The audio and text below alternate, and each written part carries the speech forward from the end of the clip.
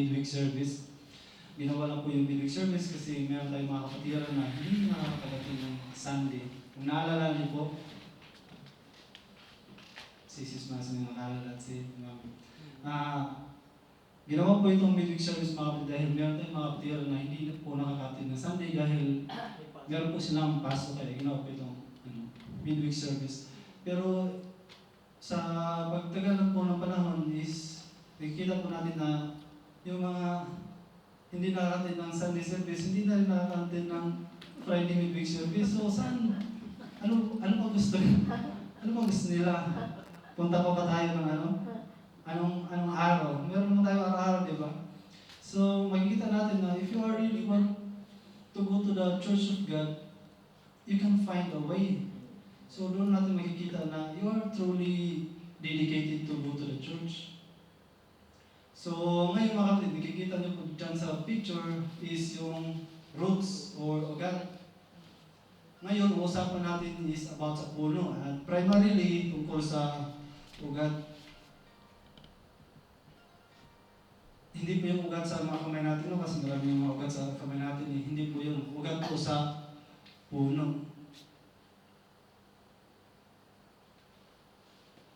Wala pong bago dito sa atin ngayon at I expect po na tayo, yung message ngayong gabi na to is makakatulong sa atin dito na ma-receive natin to. Dahil I understand po kung hindi po ito ma-receive ng mga baguhan kasi they are new. Pero tayo, I expect na ma-receive natin to dahil nagbabasa na tayo ng Bible at matagal na din tayo. So I pray to God that we will understand tonight's message. Ngayon po mga kapatid, tayo po ay magbasan sa ating verse at inanyahan po kayong tumayo at basahin po natin ang sabay-sabay. Sabi po dito sa Colossians chapter 2 verse 6 to 8, sabi dito, so then, just as you receive Christ Jesus as Lord, continue to live your lives in Him, rooted and built up in Him, strengthened in the faith as you were taught, and overflowing with thankfulness. See to it that no one takes you captive through hollow and deceptive philosophy, which depends on human tradition and the elemental spiritual forces of this world, rather than on Christ. We thank you, Lord God, for this message, Lord. Help me to deliver your message clearly and open our hearts, Lord, so that it will help us to transform and to renew our mind. Panginoon, naway maging bida ka sa gabi nito. Ito aking dalangin sa pangalan ng Panginoong Kristo. Amen. Makakaupo na po kayo mga kapatid. Pinamagatan ko po ang mensahe ngayong gabi na to ng deeply rooted. Ang isa pong halaman po ay meron pong roots. At lahat po ng halaman kailangan nila ng root. Pero hindi lahat ng halaman kailangan ng hindi lahat ng halaman mayroong malalim na ugat. Gaano po ba ka-importante yung ugat sa isang puno? Ang ugat po ay ang isa sa major part ng isang halaman para po siya mabuhay. Para po siya kumuha ng tubig at mga nutrients galing sa lupa. So kung walang roots, walang buhay. Ngayon, ang isa sa important use ng root is sa mga panahon na mayroong bagyo. Kung malalim ang ugat, matibay ang puno. Kung mababaw ang ugat, mahina ang puno. At sa panahon ng bagyo, ang puno ay matutumba. Kaya as Christians, we need our roots to be deep. Hindi po katulad ng ugat ng isang mangga na mababaw. Kaya pagdating ng bagyo, ang mangga po ay matutumba. So, tayo po, as Christians, we will also suffer and encounter strong winds and storms in our life. So, dapat ang ugat na nabibir natin is malalim. Hindi lang po yung pang mababaw. We need to have a deep roots. So, we need to be deeply rooted. Ano po ba ang isa sa application natin dito as a Christian sa mga ugat? Alam niyo po mga kapatid, kailangan po natin maging deeply rooted sa Diyos dahil sa importance nito sa eskwela. Ito Katulad sa mga anak niyo. If ang anak niyo is deeply rooted in God, sa kanilang pag-aaral, they will also study more. Hindi sila mag-skip ng mga klase kasi alam nila na ang Diyos ay nakakita sa mga ginagawa nila.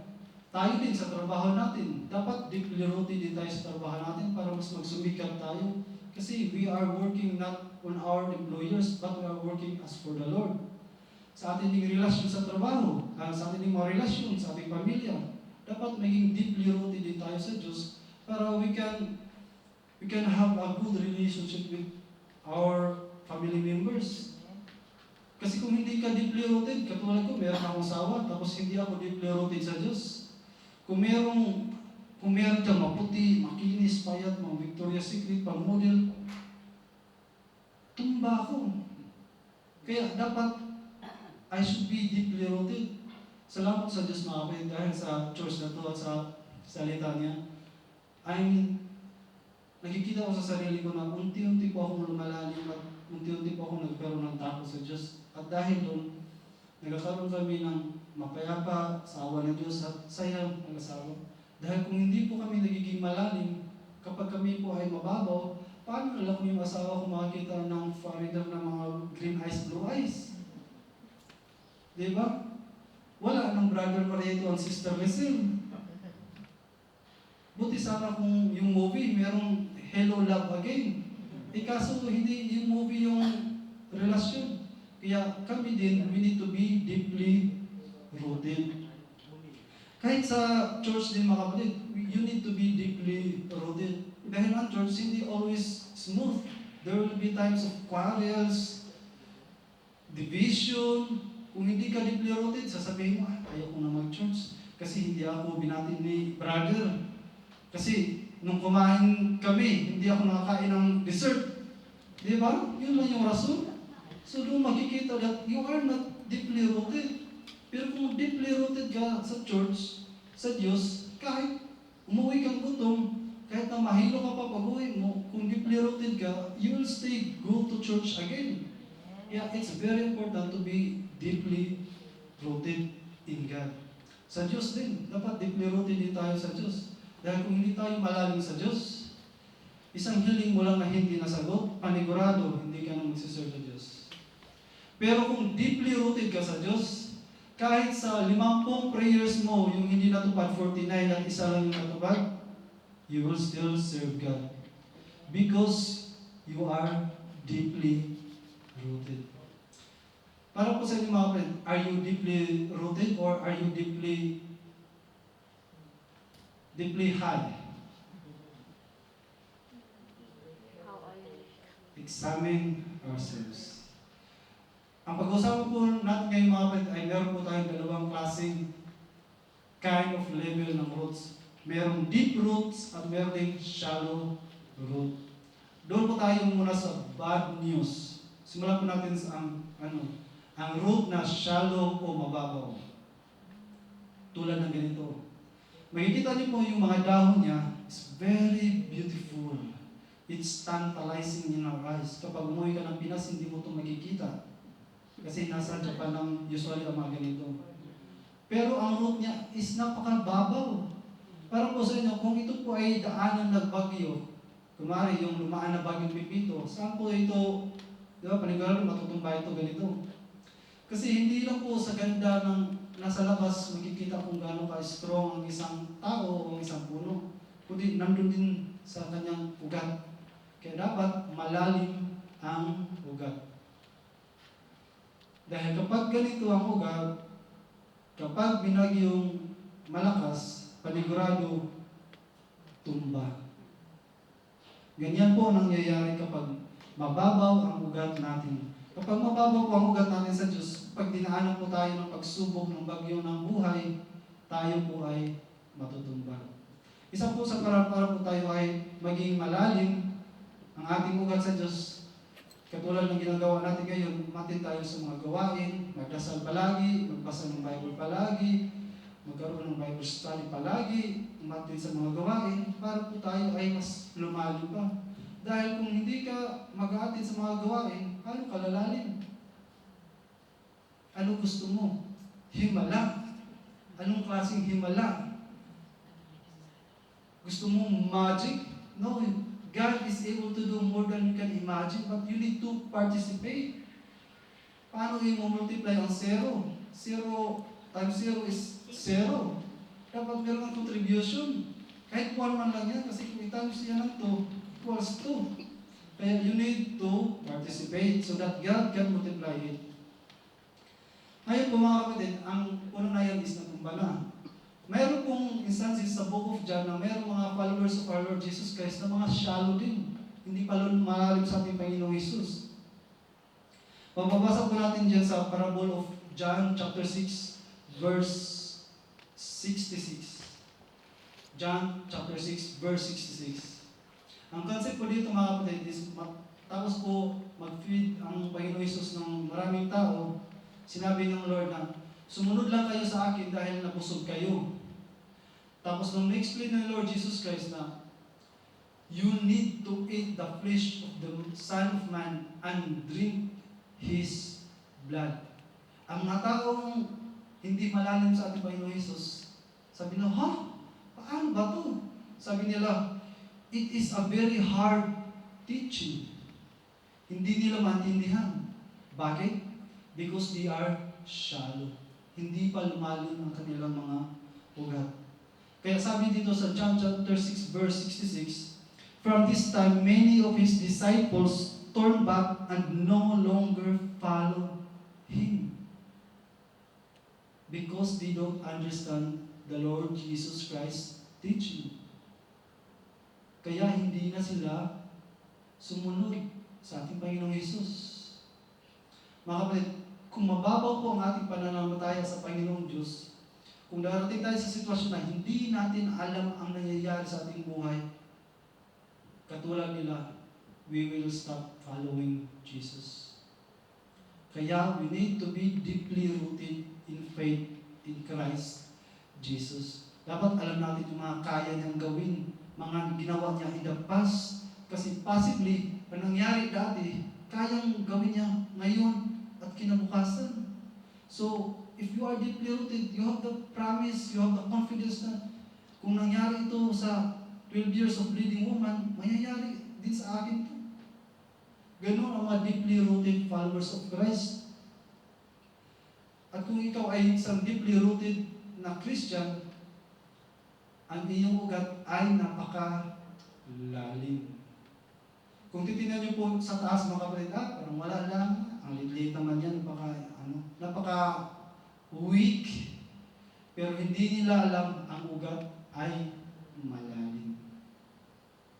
Tayo mga kapatid, hindi po natin kailangang ipakita sa maraming tao na tayo ay mayaman, tayo ay malakas, tayo ay talented. No, we need to be humble. Hindi natin kailangan pumalaki na, I am like this, I'm like yung mga malalaking kahoy. Hindi. Ang kailangan natin ipakita yung simple lang na simple lang na version natin. Ang dapat i-priority natin yung ugat malalim. Aanhin mo ang malaking puno na mayroong mababaw na ugat, doon na tayo sa malalim ang ugat at simpleng puno. Para pagdating ng bagyo, we are safe. Mahirap po mga kung pag marami kang sanga, malaki yung puno mo, tapos kulang ka sa foundation sa ugat. Pag dumating yung lindol, bagyo, babagsak ka. Kaya bago po natin i-focus kung ano po yung nasa taas, i-build up pataas, i-build up din po natin yung pababa. Bago po tayo mag-isip ng mataas sa ating sarili, bumaba po tayo. Alam niyo po ano ibababa natin? Yung tuhod po natin. When you feel you are making yourself high, you think yourself high, remember to kneel down, to humble ourselves.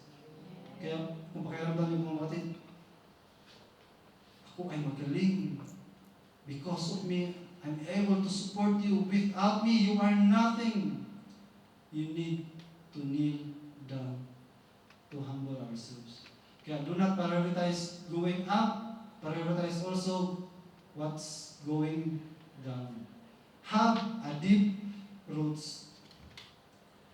Ganito po ang forma ng mayroong malalim na ugat. Ito po na puno mga kapatid ay nasa South Africa. Ito po ang isa sa pinaka mayroong malalim na ugat.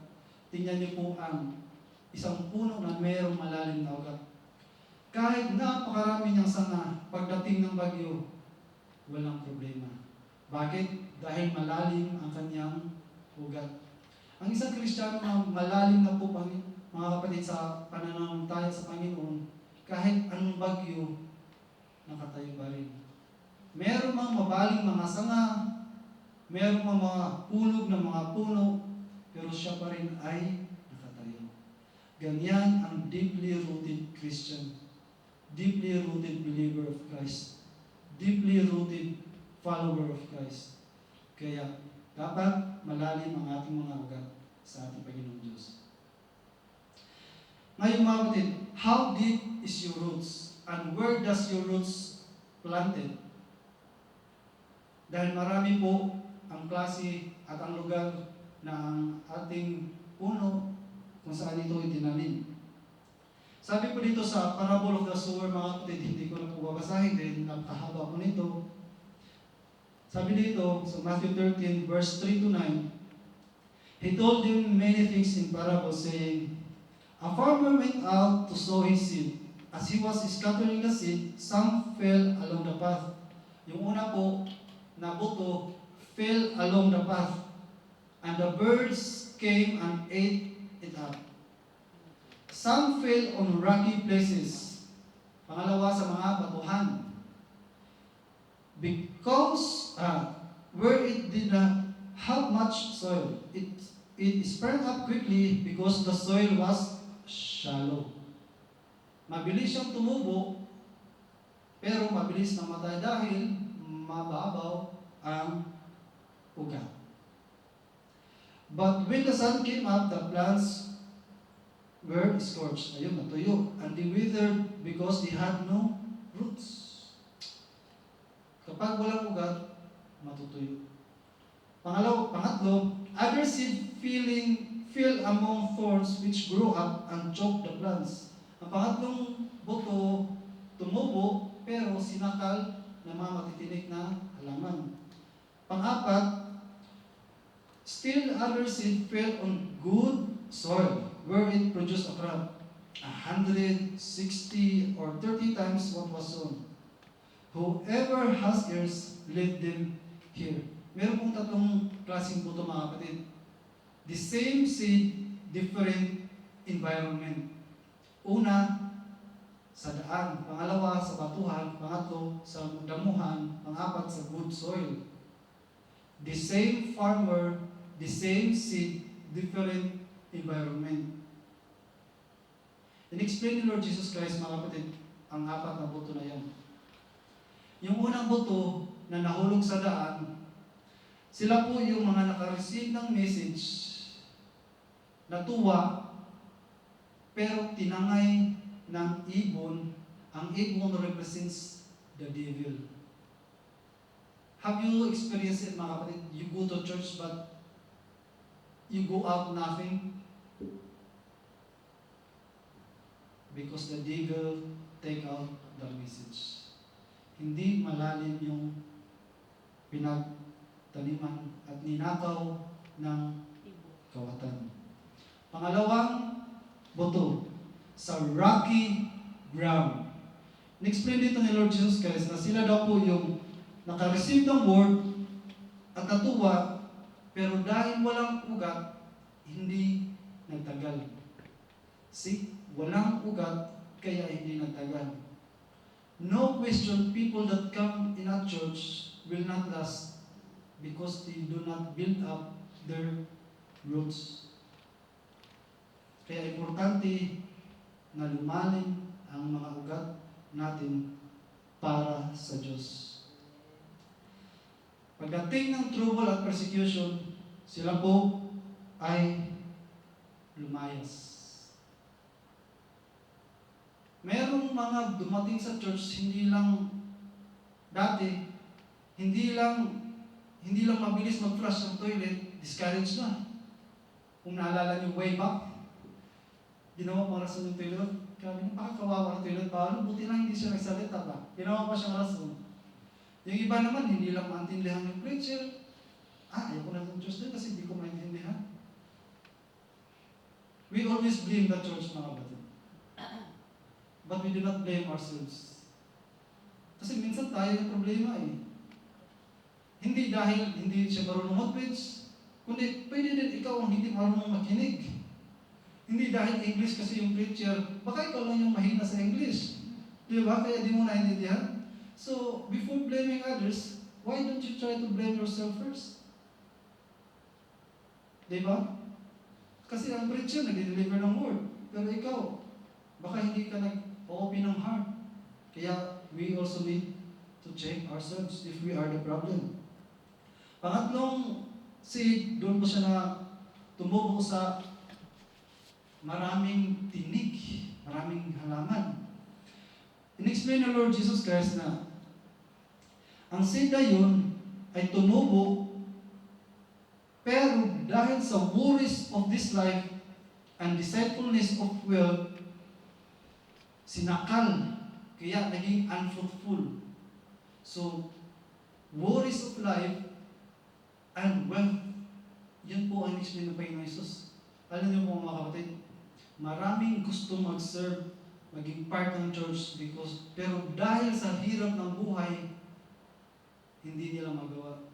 Nung umuwi po kami sa Pilipinas, mga kapatid, nung pumunta kami ng isang church, medyo malayo kasi at hindi namin alam.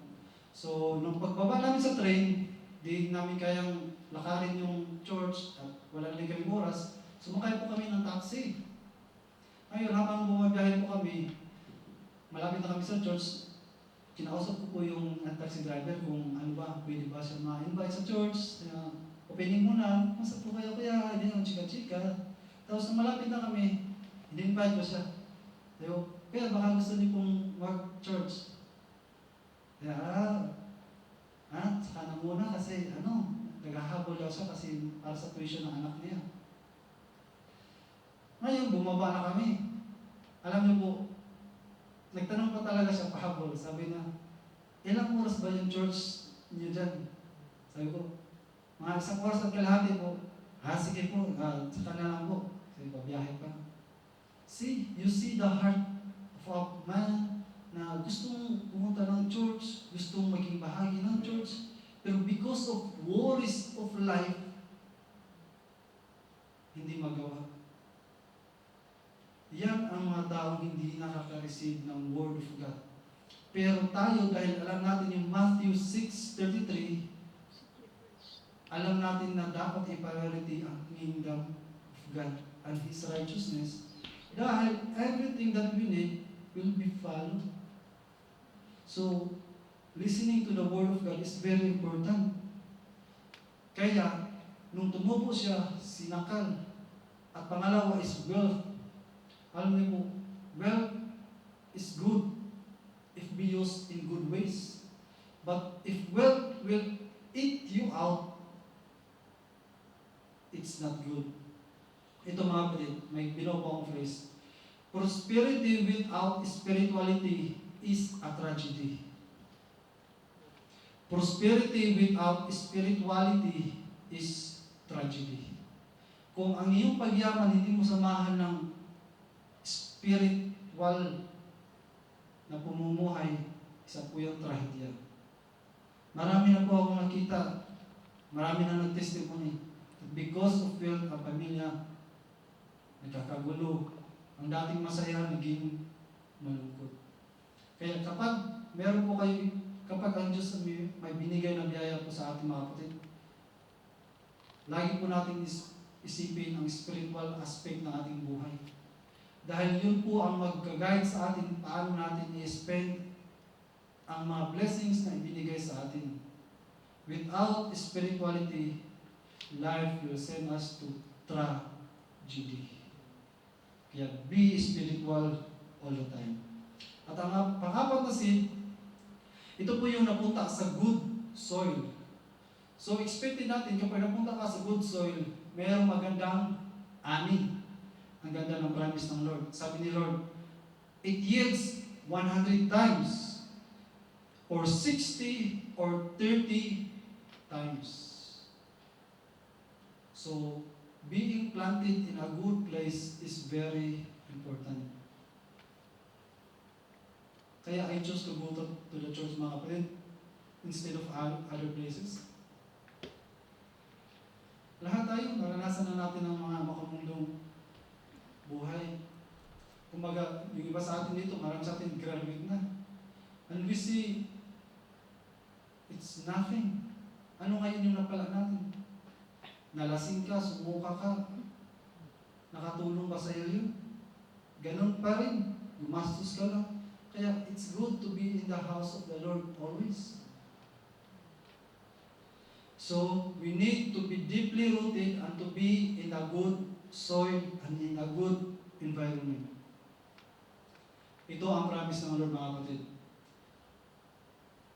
Sabi nito sa Jeremiah 17 verse 8, "They will be like a tree planted by the water that sends out its roots by the stream. It does not fear when heat comes. Its leaves are always green. It has no worries in a year of drought and never fails to bear fruit." Ang mga tao daw na naniniwala sa Diyos ay pinagpala. Ang kanilang ugat ay parang nasa gilid ng ilog na humihigop ng tubig, na kahit tuyo yung ibang lugar, sila ay hindi natatakot, at ang kanilang dahon ay napakaluntian at hindi minsan nawalan ng bunga. Grabe. Ganito po ang isang taong naniniwala sa Diyos. Kahit wala kang trabaho, kahit wala kang negosyo, kahit maliit yung sahod mo, pero nasusuklayan pa rin ang mga pangangailangan mo. We are still thankful, we are still alive. Because habang may buhay, may pag-asa. Alam niyo po, mga kapatid, sa atin po dito na may mga employers, you also need to be deeply rooted with your employers. Huwag po kayong umalis habang hindi po kayo pinapalis ng Panginoong Hesus. Alam niyo po, ang napakaganda ng kapag ang Diyos ang nagpaalis sa inyo, mga kapatid. Basahin niyo po ito ulit sa Exodus, mga kapatid. Sobrang sabi ko, Lord, palayasin mo na ako dito, Lord, at mangyari sa akin to. Alam niyo po yung nang pinalis ni Lord ay yung Israelites sa Egypt sa pamamagitan ni Moses. May dala ang mga Israelites ng mga gold, silver, galing sa mga Egyptians. Umalis ang mga Israelites galing sa Egypt na maraming dalang kayamanan. Wow! Kaya dapat hindi tayo ang gumawa ng rason para umalis. Dapat ang Diyos ang gumawa ng rason para tayo umalis. Para meron tayong dalang mga ginto, mga alahas. Hindi tayo mamroblema sa ano tayo pupunta. Dahil God touches the hearts of the Egyptians. Kalaan niyo po, ikaw Egyptian ka, sige, dalhin mo ito. Israelis mo, panadalahan mo ng mga kayamanan mo. Hello, ano nangyari sa inyo? Pero God is so amazing. God can change any person's heart. At dahil doon, ang mga Israelites, maraming dalang mga ginto, mga alahas. Hindi pinabayaan ng Diyos ang mga Israelites nung sila ay pinalayas. Kaya, do not leave, let us not leave our employer kung hindi tayo pinapalis ng Diyos. Para meron tayong dala. Dapat, ngayon, we should be deeply rooted sa ating mga employer. At ang isang example na pwede natin maging model being deeply rooted is si Lord Jesus Christ. Sa panahon po, mga kapatid, na ang ating Panginoon Jesus ay dakpin at ipako na sa krus, he is depressed, he is worried, he is stressed. He asked God the Father kung pwede pa itong tanggalin. Pero because he is deeply rooted, sabi niya, but not my will, but God's will be done. If we are deeply rooted